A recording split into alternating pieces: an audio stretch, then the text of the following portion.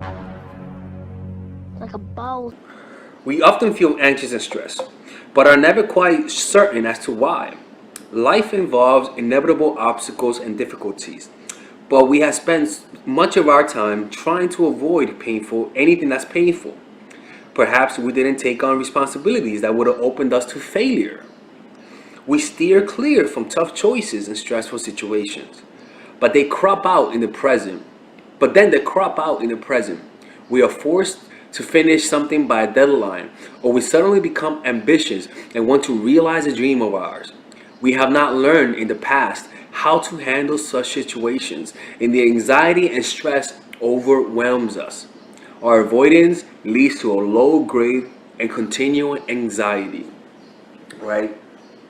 Because look, having to get good at something requires patience, right?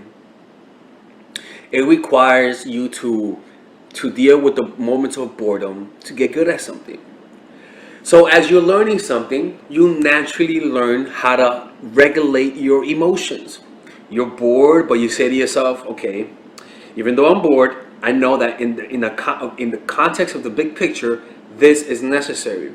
So as you're talking to yourself to calm down, you're learning coping mechanisms, right? When you're on your purpose, you have to deal with moments when you don't want to do what you want to do.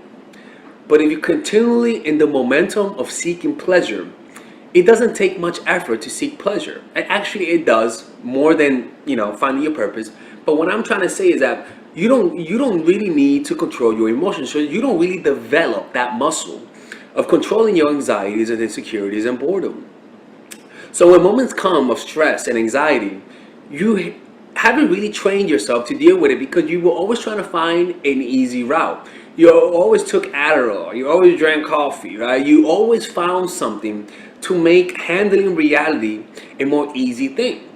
But by facing reality, by dealing with what's in front of you without needing anything on the outside, any distraction, you also not only connect with your purpose in life, but you also learn how to handle stress and anxiety. So if you're overwhelmed with stress and anxiety, it just means you're not on your purpose in life. By automatically focusing your mind on developing a sense of purpose, you will automatically have to deal with that. Automatically. It may not work the first time, it may not work the second time, but as you get better at it, you'll notice that it becomes easier, right? But if you avoid that and you try to suppress it with fun, with pleasure, that anxiety is going to be there, almost like the humming of a refrigerator. You notice that you notice the hum of the refrigerator once the refrigerator fucking goes down. Anyway, I lost my train of thought, people. Sorry. And finally, we feel depressed. All of us want to believe that there is some purpose and meaning to our lives, that we are connected to something larger than ourselves. We want to feel some weight and significance to what we have or to what we have done. Without that conviction, we experience an emptiness and depression that we will ascribe to other factors, right? And those are the different ways that are telltale signs that you don't have or that you are not on your purpose in life. All right. Now let's keep reading. Okay. If you guys enjoyed this video, join our Patreon, and there you'll be able to have access to more Robert Greene videos.